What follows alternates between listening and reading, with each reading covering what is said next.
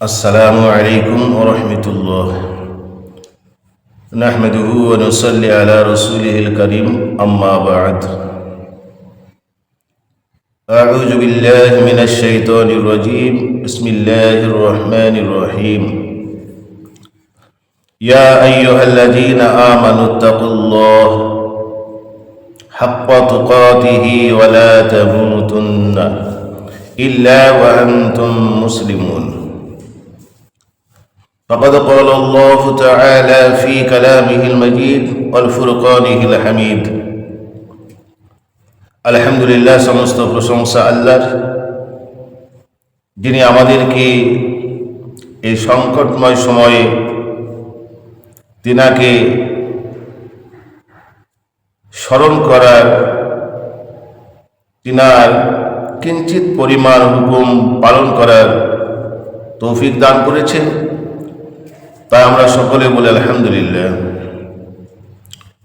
তারপরে জনাবে মুহাম্মদ মুস্তাফা সাল্লাল্লাহু আলাইহি ওয়াসাল্লামের প্রতি অসংখ্য দরুদ এবং শান্তি ধারা অবতীর্ণ হোক, বলি আল্লাহুম্মা আমিন।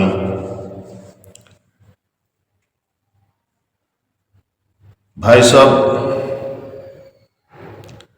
সম্মানীয় উপস্থিতি, আল্লাহ রাব্বুল আলামিন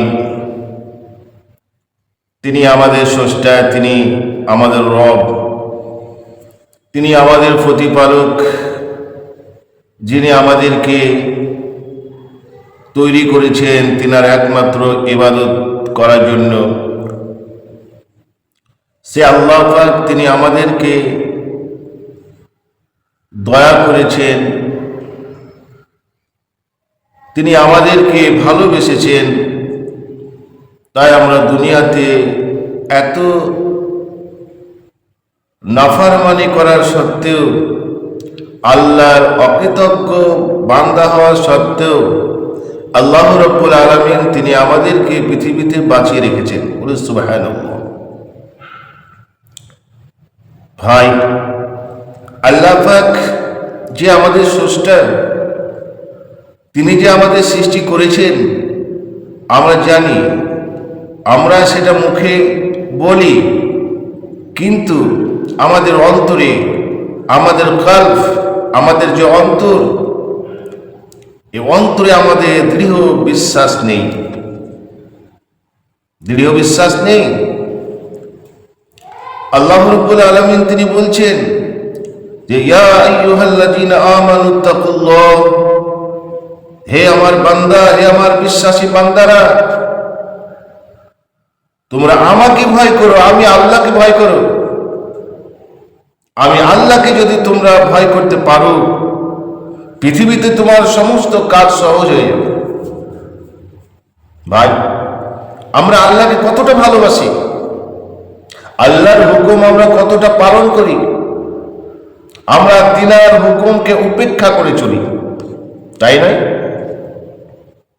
ভাই, আমরা যে যতটা আল্লাহকে ভালোবাসার দরকার, যতটা আল্লাহকে মহব্বত করার প্রয়োজন, ততটা আমরা করতে পারি না। যদি আমরা আল্লাহকে ভয় করতাম,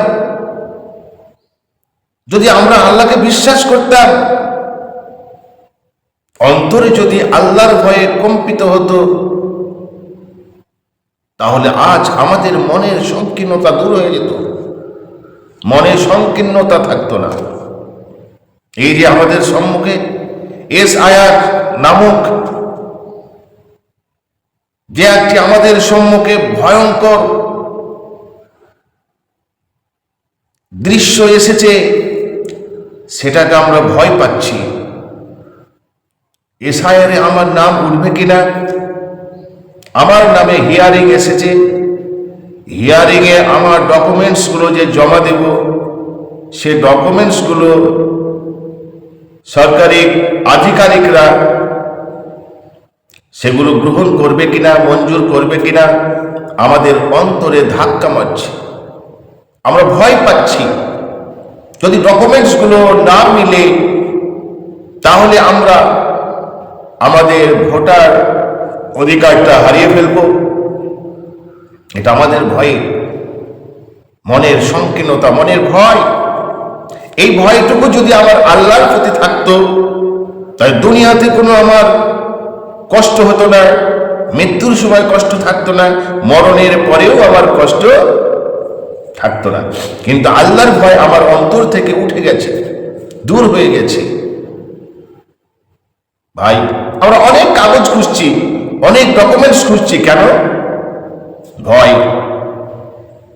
আমার ভোটের লিস্ট থেকে যদি আমার নামটা বাদ হয়ে যায়, আমি একজন ভারতীয় নাগরিক, আমি নাগরিকত্ব হারিয়ে ফেলবো, আমি ভারতে বসবাস করতে পারবো না। আমার বাপ দাদা 14 পুরুষ সকলে ভারতীয় ছিল, আমিও ভারতকে ভালোবাসি, আমি একজন ভারতীয় নাগরিক,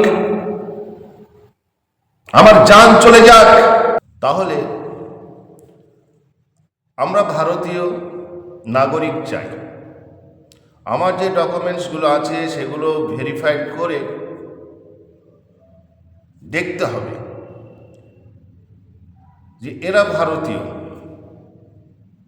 আমার ভোটার কার্ড আছে, আধার কার্ড আছে, প্যান কার্ড আছে, আদার্স অন্যান্য ডকুমেন্টস আছে। দেখা গেল এমন এমন মানুষ আছে যারা স্কুলে পড়ার সুযোগ পায়নি, হয়তো কাজে ক্রমে অভাব অনটনে তারা পড়ার সুযোগ পায়নি, এই জন্য তাদের সার্টিফিকেট নেই।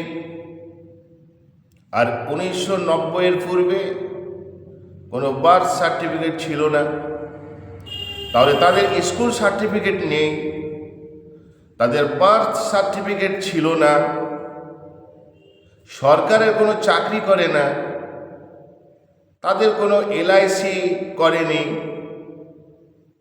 তাহলে তাদের প্রুফগুলো কি দেখাবে? তাহলে আমাদের proof Aadhaar card, PAN card, voter card, driving licence,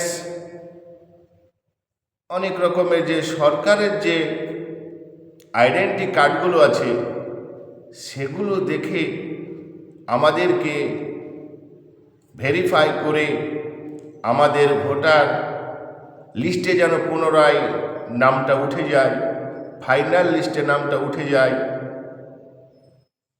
আমরা সেটাই কামনা করি।